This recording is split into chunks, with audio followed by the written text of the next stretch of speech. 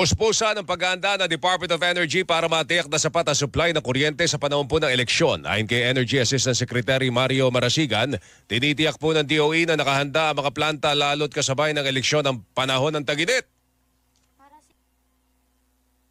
Sinisiguro po natin na yung ating mga planta ay ready para sa summer at para po sa election. In fact, alam naman po natin na tuwing may election, tayo po ay may advisory na dapat 1 week before and 1 week after of the election, wala pong naka-outage sa planta. Wala rin po magko-conduct ng preventive maintenance. Kailangan po available lahat ng capacity.